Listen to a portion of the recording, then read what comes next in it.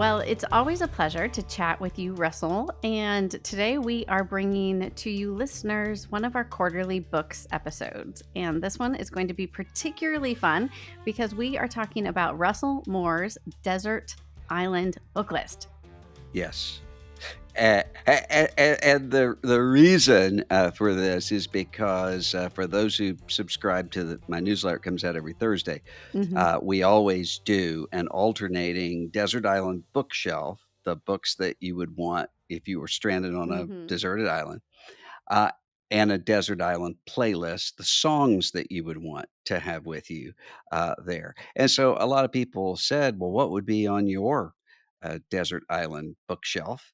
I don't think I did my desert island playlist yet, but on the desert island bookshelf. And so I thought, Here we you know go. what? Let me put that together. And I never put it in the newsletter.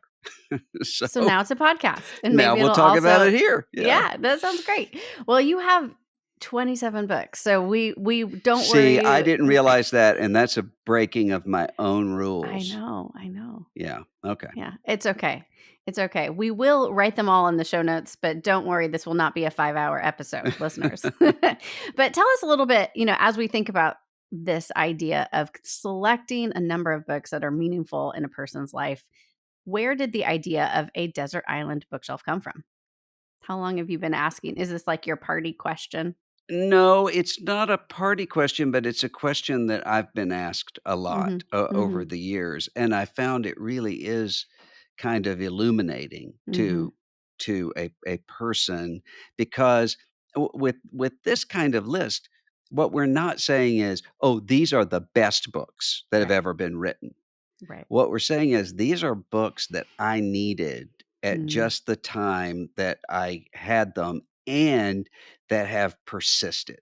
I think what I did was to start off with books that are kind of signposts along my life. Mhm. So books that at the time that I read them Mhm. were transformative. Yeah. So, Buechner's A Room Called Remember, for Mhm. instance, Yep. I no pun intended, but I remember, Right. exactly where I was when I Mm. started reading this book and becoming captivated with it. I remember what it was like to have read to me, and Mhm. then to read on my own The Lion, the Witch, and the Wardrobe and The Hobbit, before the Mhm. rest of the Fellowship of the Ring and on from there. And then I thought about specific times. I mean, there was a time when it was one of the darkest, probably the darkest, time of my life, and I reread, Mhm. Brothers Karamazov, which I Mhm. had read before, Mhm. and, obviously, it's a great book, but that time, as I read it Mhm. slowly, it spoke to me in ways it never had Mm. before.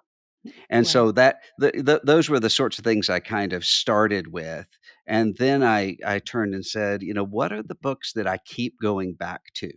Mhm. So, for instance, I have right here beside me, at the desk all the time, Baptist hymnal, because those are the songs that shaped and formed me. So it's right there, and that's kind of how I started thinking. Yeah. Yeah. I'm also struck with recently Colin Hansen's kind of biography of Tim Keller, right? Mhm. In that it's about his reading, right? And his thinking, and that books can really help us understand a person and understand how we were shaped. So I'm really excited to dig into some of these specifics. Yeah. Yeah, and with Tim, uh, Mhm. I every conversation I ever had with Tim, was about books in Right. addition to other things. Yeah. But and that includes, when he was getting sicker, and I Mhm. would want to when he would call, I would want to talk about that. "How are Right. you doing? How are you?" Yeah. Whatever. Yeah. He would answer me, but then he would brush it off and want to start talking about a new translation of Bavinck or Right. something like that. Yeah. And we were able to talk about books, but we're not just talking about the books, we're talking about everything Mm. that the books are showing us, Right. about what's going Right. on Yes. around us, or sometimes what's going on inside of us. And it's also true that because I don't consciously remember what I have read in the sense of knowing for the most part. Mhm. So if you say to me, what did you read last week? I'm going to struggle to kind of remember that. Yeah. I'm going to remember what I read, but it's going to be in ways where I would say, where did that come from? And then I have to check my own notes. So a lot of times I'll go back and reread something, and it's Mhm. almost as though it's new to me, but I also there was a time when, there was a book that I had read, I didn't even know that I had it in my library, but I had read it 20 years before when I was Mhm. a teenager, Mhm. and I not knowing that I had it, I bought it, I read it, I looked at all the highlights and the markings I made. I found the original book, Uh-huh. same highlights in the Oh, no exact way. same No places, way. same markings in the exact same places, um, and, That's I didn't fun. remember all of that, Yeah. but I'm still the same person, and so it Right. speaks to me the same way, I Yeah. guess. Isn't that bizarre? I mean, I'm sure there's tons of books even on, like marginalia, right? And I'll find, things I've marked up from college or something and go, oh, who was that person, right? 20 years Yeah, ago. And I just did that recently with a book of poetry by Denise Levertov. And so just going, oh, what were the lines that spoke to me? yeah. So you do have on your list a few volumes of poetry, and you have 11 pieces of fiction, which is pretty great. So you skew pretty heavy in the fictional category. You have a Mhm. few Walker Percy titles on there, Marilyn Robinson, Lewis, Dickens, Tolkien, Flannery O'Connor. So, I love that. I think stories really kind of help us understand the life of faith and reality, maybe in a experiential way, in the way that maybe some of our more nonfiction uh, skews a little bit head centric. So, as we think about the 11 books that you have on there, as we Yeah. think about all of these books, and we're just going to take a step back and think about fiction for a second. And remember in the back, because Yeah. I have propped up behind it, Oh, I might have missed The those. Wind in the Willows and, Oh. Where the Wild Things Are. Oh, yes, Yeah, which you have mentioned where the wild things are a yeah. lot on this Mhm. show, so, which I love that you have, like, kid books on there too. I wanna know, which of these books, have been formative for your family life as well, and then how would you think, as you think about all of the fiction kind of en masse, what would you encourage readers maybe who have kind of spent and listeners some time away from fiction about getting back in, and where should they start maybe with 1 or 2 on your list? What I would say is don't get something and think, "Okay, I have to sit here and read this whole thing." Yeah, Read a yeah, little bit of it and see whether or not it speaks to you, whether or not it's for you, and if it doesn't, put it down and mhm, get something else. There are all kinds of, there are all kinds of authors that I would say are good authors, but that aren't for me. right, David Foster Wallace, I like some of his nonfiction occasionally. mhm, His fiction, I would rather I just would not choose to sit and read mhm, his fiction, and it's mhm, not that it's so bad. I don't do that. I remember, I think it was Seth Godin who said a while back, he said, "Don't when somebody says to you, 'I like this,' mhm, and you don't, the response isn't, 'Ugh, that's awful.' The mhm, response is, 'It's not for me.'" right, And simply move on.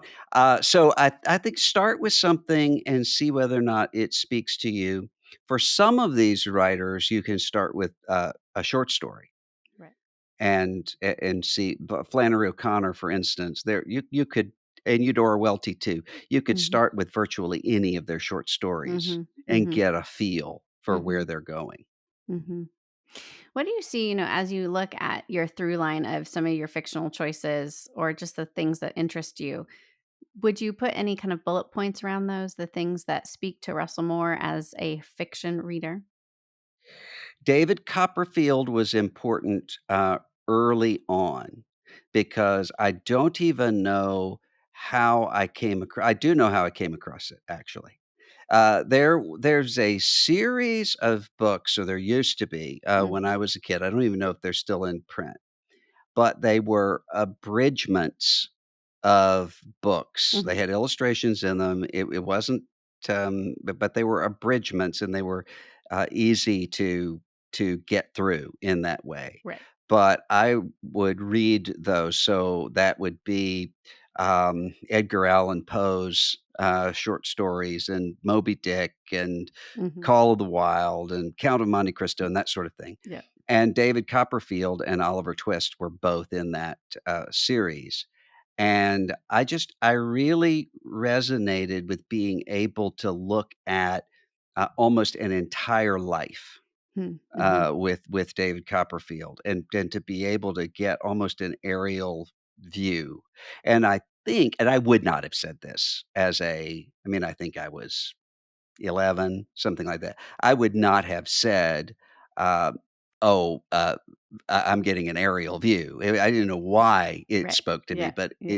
now I think that's what it is, that I was able to say, "Okay, I'm not just bound in this particular time. There's a long game here," and you're Mhm, able to actually look at it and see it. And mm, so that really spoke to me. And then later, of course, I read the real David Copperfield, after that, after I'd read the abridged version. And then, I don't even remember when I started reading Wendell Berry, but it was long, long ago. I know I was mhm, reading Berry by the time that we moved to Kentucky. Um, but and for some of these books, you think, I don't even remember really where I started. mhm. I just remember when there was a particular book of theirs that would kind of shake me, and Right. say, Yeah. "Pay attention to what I'm saying." Yes. And so for instance, with Barry, there's so many of them. I mean, Right. almost every book of Wendell Berry. Sometimes there are a few of his short stories where he gets a little preachy Uh-huh. about agriculture policy. Uh-huh. Uh, but that's rare. And almost everything else was really important. But Jayber Crow I included on here because there were so many moments Mm, there that I just remembered for a long time, and really feel as though I knew those characters. So mm, when somebody says, if I want to start reading Wendell Berry, where do I start? I always say, well, if you're looking at the fiction, start with either Jayber Crow or Hannah Coulter, yeah. Yeah. and either way, Yeah. and see if it's for you. There are all kinds of things by Dostoevsky that I would never reread. Right. I mean, there are parts of Dostoevsky that I do find bleak. I Yeah. mean, and I like melancholy things, but Mhm. Mhm. they're a little too bleak for me. Mhm. Maria and I were watching. We were off by ourselves for the first time in a long time, and we're in a hotel room after we'd gotten back from a trip, and we're going to watch a movie. And we watched Banshees of Inisherin, Uh-huh. Uh-huh. which was Academy Award, and it's a bleak It movie. is. It is a bleak And by movie, the end of it, Maria said, "I mean, even for an Enneagram 4, you know? this," and I said, "Yeah, but this isn't really an Enneagram 4 movie because we like melancholy Yes. about Yeah. the passage of time and all that, Right. not Right. cutting off your fingers and throwing them at the door." Right. So some of Dostoevsky is like that, but Yep. Brothers Karamazov, There's uh, meaning to the suffering. Yeah. there's meaning to the suffering, and there's also, with Brothers Karamazov, you have both kind of this honest look at Mhm. the brutality of life. I mean, Ivan Karamazov, Yep. who's the atheist Yep. character, gives a speech about the Mhm. non-existence of God that is probably the most compelling Mhm. argument against theism Mhm. that's ever been put down. Mhm. on paper, in my view. And Dostoevsky rejects that, Right. but he doesn't reject it with arguments. He No. rejects it with some lives. Mhm. With And, one of those lives values. being Elder Zosima, who's Mhm. that section I can read on its own, Mhm. over and over and over, and there are so many things in that that come to mind, all the Mhm. time. Everything's an ocean. It's Yeah. connected to each other. Those Yep. those sorts of things come to mind. So, yeah, you don't just go read Russian novelists. That is not what I am saying to anybody. I took a class when I was studying overseas at Oxford on the Russian novel, but I think, that was the last time that I will likely read many of those things, but Dostoevsky, particularly The Brothers Karamazov, it's definitely one to Chekhov return is to. good. Yep. I like Yeah. Chekhov, especially he has His plays. he has a short story called The Bishop Mhm. that is my favorite of his works, Mhm. but he's good. You can't really go wrong with Chekhov. Yes. Yes. Well, you also have another category on your book list, these sorts of first person faith accounts. So I would put Frederick Buechner in there. We put Augustine's Confessions in there. Maybe Pascal's Pensées could also fit in there. Um, as you think about wanting these kind of first person stories of the life of faith, how might that as a category be buttressing to you and, with something that you would want if you were stranded on a desert island? I don't know that I've ever thought about, tying them what ties Mhm. them all together, Mhm. but I think probably what it would be is that there is a vulnerability to all of those, Mm. books and Mhm. all of Mhm. those authors, especially in America. The redemption arc is, important, and I think that in all of those books, there's an already not yet, Mhm. um, sense of hiddenness and mystery in the redemption, the hidden glory, I think is present in all of those, authors Mhm. that I'm talking about. Mhm. Mhm.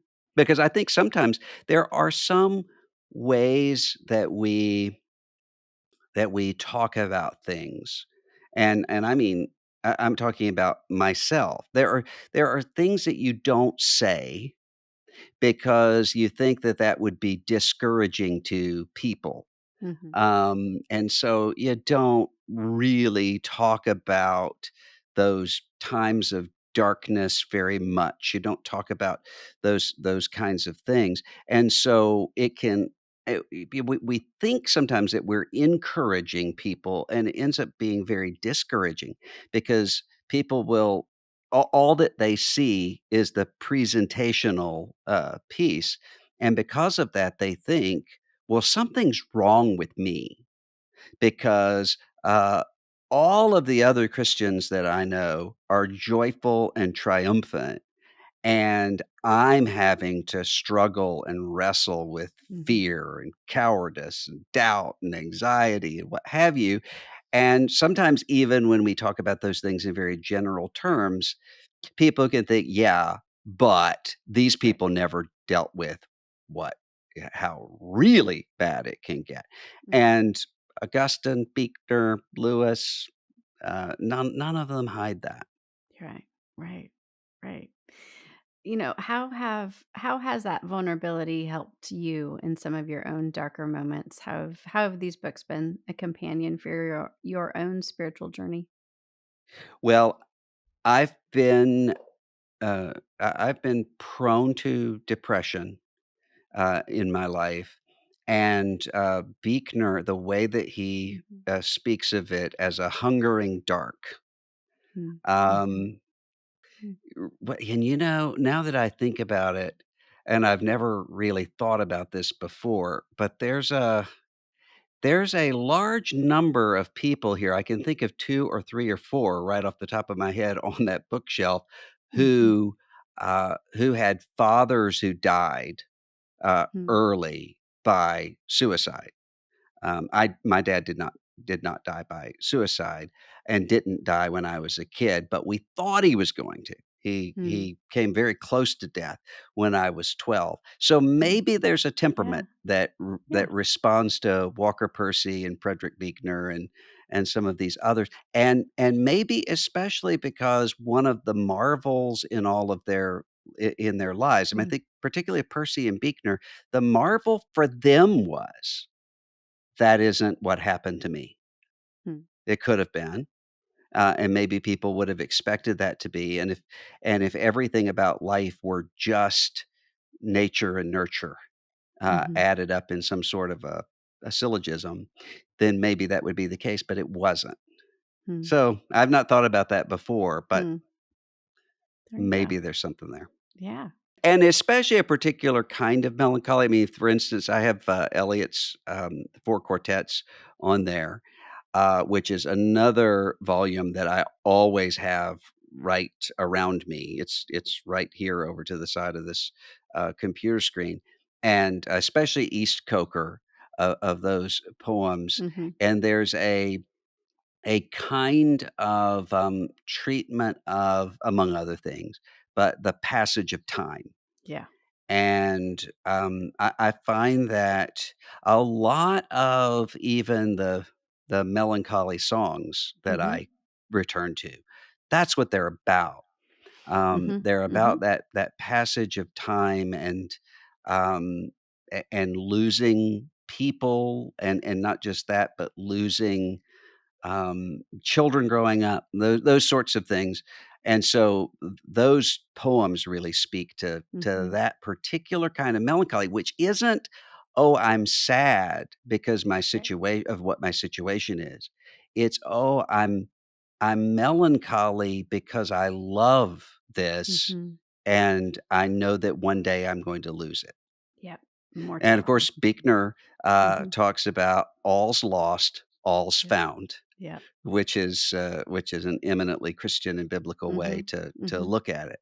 Mhm. But that's important as well. Mm. As we think about poetry, you mentioned Eliot, you also have the Polish poet on there, Milosz, and just help us understand how we might engage with poetry or how you engage with poetry.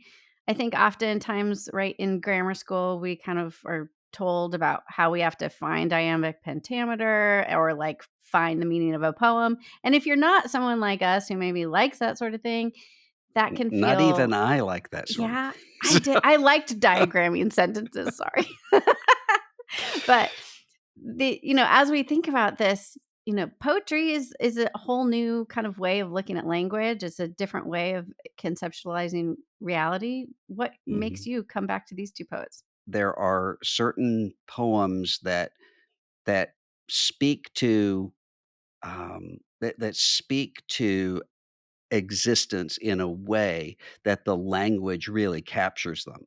Mhm, So, for instance, when Eliot is talking about in, East Coker, he's talking mhm, about the frustration of the fact that the words that he has, um, that he's failing because every time he writes, it's a raid on the inarticulate. mhm, It's a last year's words are gone, mhm, and mhm, next year's words you don't have, and so it's this sense of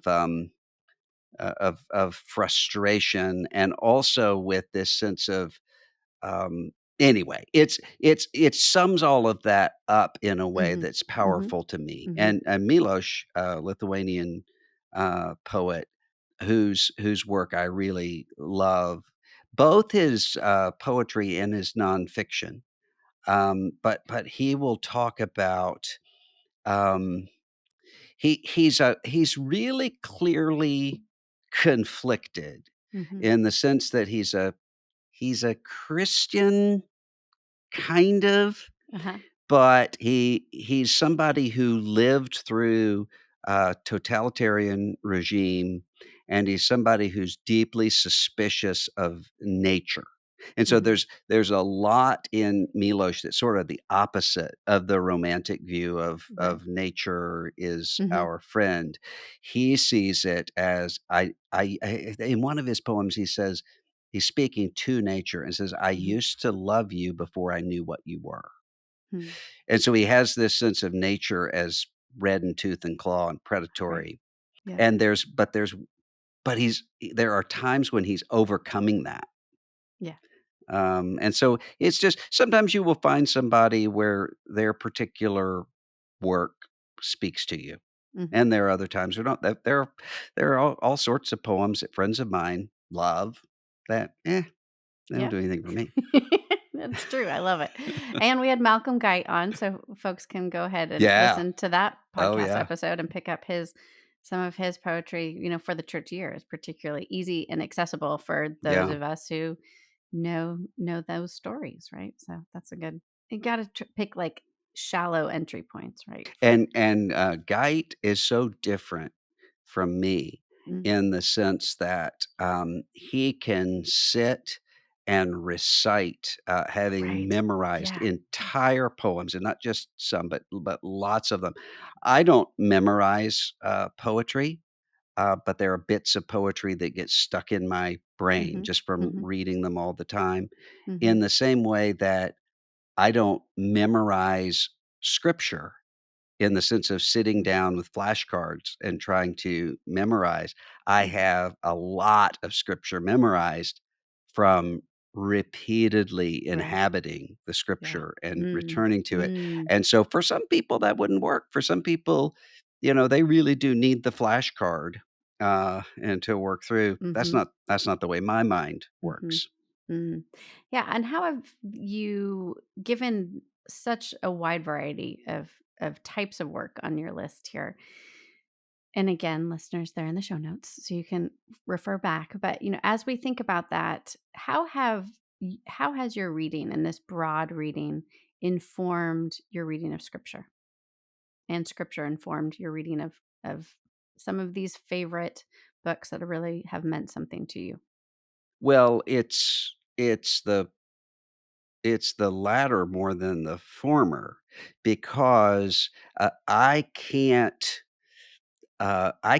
overestimate what an effect not just being um, in a storytelling people, Hmm. the Eudora Welty story, I mean, those are my people. Yeah. So a sense of stories were important, and the telling and retelling of stories were Hmm. important, but also growing up with the King James Bible.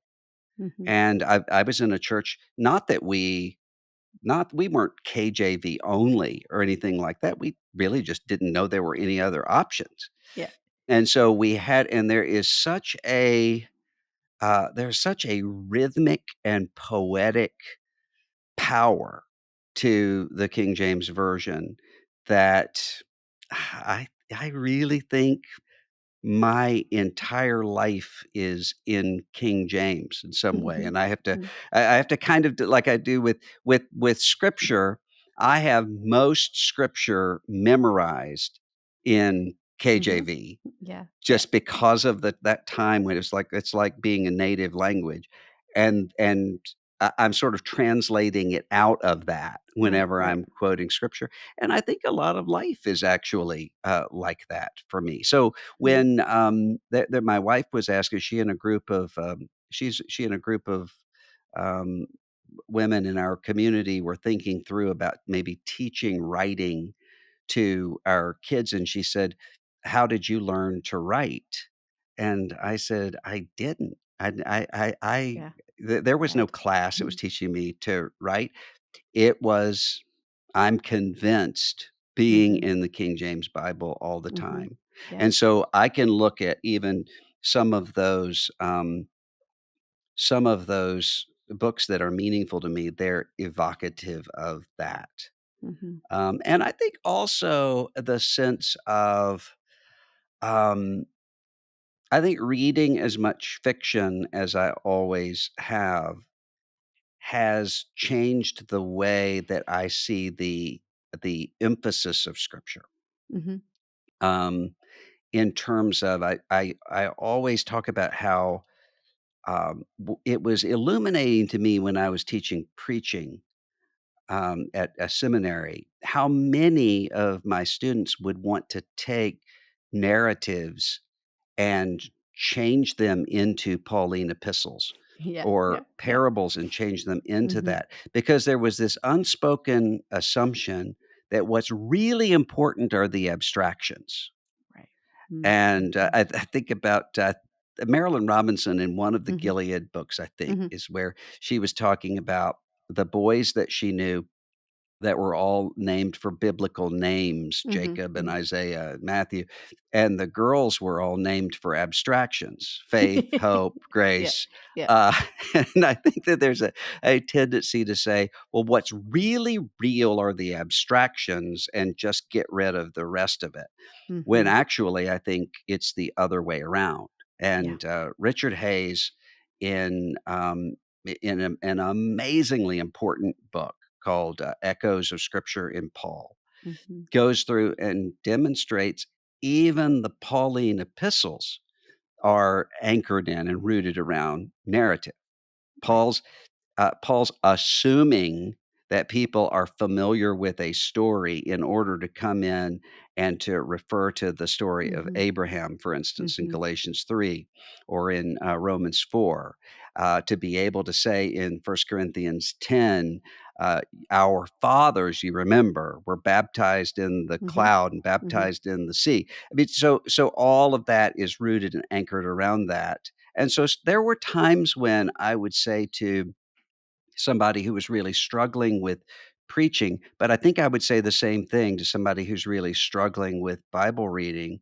Read some fiction Yeah. and learn how to actually inhabit a story, Mhm. and it will help you to get what it is that's going on in Scripture, especially the way that Jesus, for instance, Mhm, is using parables, and it's not just Jesus. This is happening over and over again throughout the Scriptures. mhm, mhm. Yeah. What does it look like to inhabit a story? I feel like right with our endless distractibility now with smartphones and the internet and pings in our pockets, yeah, what ways do you practice inhabiting a story again?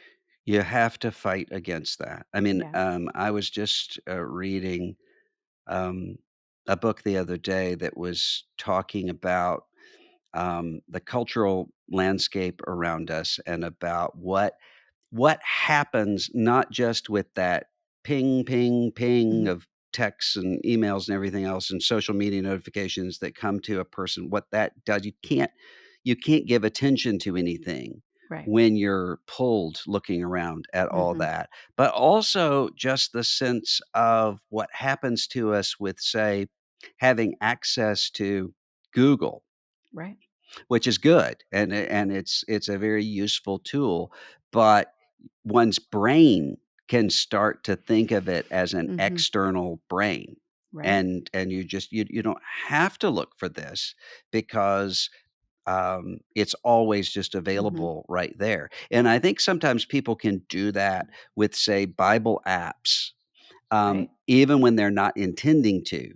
Mhm. But one's brain can just learn, "Well, I don't Mhm. have to keep this. I don't have to hide your word in my heart because it's always there Right. in Yeah, front of that's a me." And I good think you have point. to fight against that Mhm. and find those moments of attention and then notice the way that if you're reading really good writing, Mhm. you're going to become unconscious of the fact that you're reading it at some Right. point, and you're going to start at an imaginative level to almost experience first person Mhm. what's going on there, which is much different from just being told an abstraction about it. Mhm. Mhm. In the same way that Nathan saying to David, "There was a man who had a sheep," Right. Right. is a different experience than saying people who do bad things shouldn't do them. Right. So I think just fight against that and find those Mhm. moments when you can Mhm. actually give your attention. And what you're going to notice is at first, it's going to seem impossible to do because you're going to read a little bit and you're going to be thinking, oh, I need to check my email, or I need to, Right. wonder if anybody's texted me. That's fine. Just every time that happens, register it. Mhm. Okay, I'm distracted again. I'm gonna return to whatever this, Mhm. Mhm. this whatever it is that I'm giving my attention to, and over time, you'll get those muscles back. Yeah. The last kind of section maybe we could say in your list is has to do with preaching particularly, or the pastoral office. You have a theology here by Ladd. You have um, Dr. Martin Luther King's collected sermons. You have Stott's book on Romans. Um, yeah, what does that look like to consider? If you were stranded on a desert island and you were by yourself, what would these books on preaching to no one help you with? So it's obviously more than just, that these aren't just simply, instructional books. And with say, Ladd and with King, those were both important to me at key times. Mhm. And so, I mean, George Eldon Ladd was, um, massively influential on my theology and the way that I Mm, read the mhm. Bible. And so that's why he's there. Right. Right. Yeah, and you have Peterson and King, I think, as your collected sermons. So what would you say about them as preachers that speaks to you particularly? Well, with King, what you have are 2 things in that preaching. You have, you have an appeal to the conscience and to the imagination, Mhm. um, that really does believe that people's consciences can be reached, Mhm. that you really can be persuaded of something. But also, there's that what we were talking about a little bit ago. I mean, King had a poetic power that Mhm. came out of the King James Version. Yeah. It came out of that knowing of Scripture, and I Mhm. mean, think of that famous address, the March on Washington.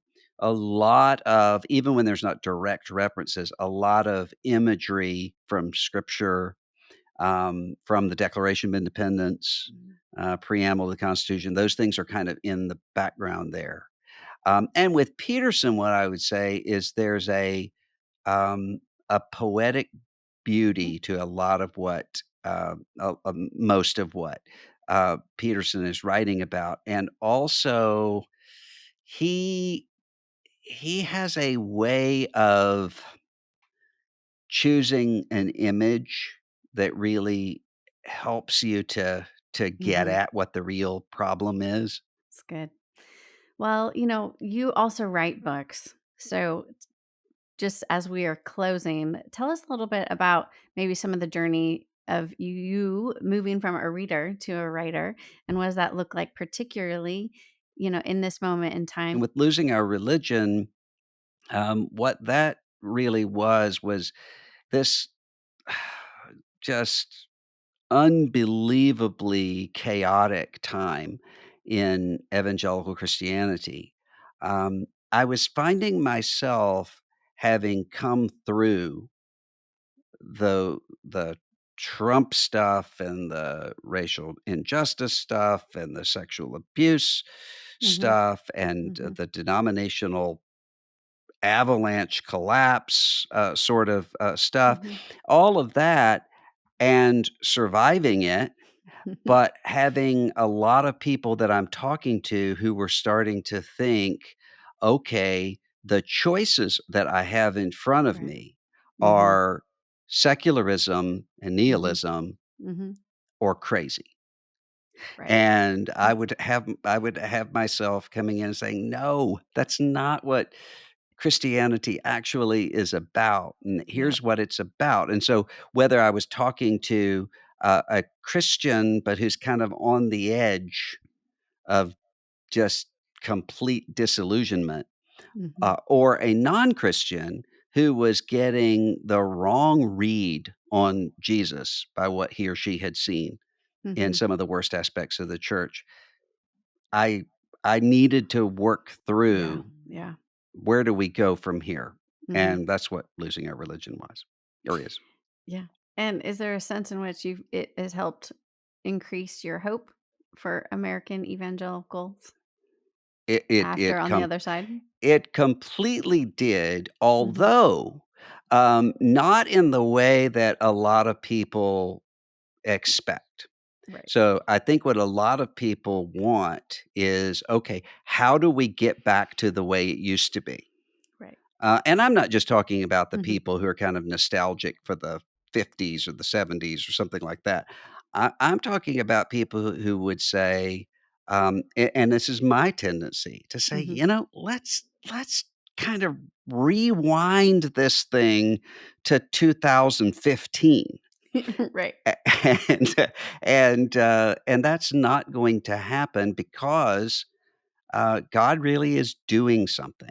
And so Mm. a lot of this painful pulling apart is exactly what Jesus said to us, unless a grain of wheat fall into the Mhm. ground and Mhm. die, it abideth Mhm. alone. Mhm. King James Version. But Right. if it die, it bringeth forth much fruit. I mean, that's what's happening Mhm. with the church right now.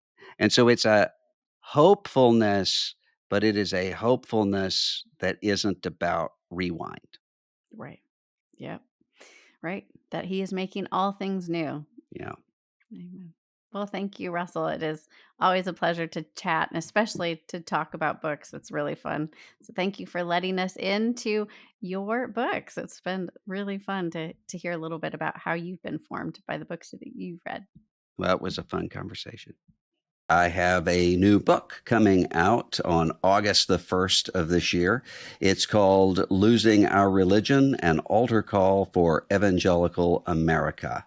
And really, what this book is about is how to navigate the craziness that we're all facing right now. How do we get to the point of exhaustion that so many people are facing? Why are so many people leaving the church? Not because they can't believe what the church teaches, but because they don't believe the church believes what the church teaches. How can evangelical Christianity ever turn around? What would that look like, and how do we get there? That's what this book is about, and you can pre-order it in the show notes, and I look forward to sharing it with you August 1st. And I would just like to say to all of you, if you benefited from anything in this show or you think somebody else would, send it to them. Be sure to subscribe wherever you listen to podcasts, and it really helps us if you leave a review. And tap on the show notes. You'll find some resources, including how you can have a trial membership to be here with us at Christianity Today. And send us your questions at questions@russellmoore.com. This is Russell Moore, and this is The Russell Moore Show.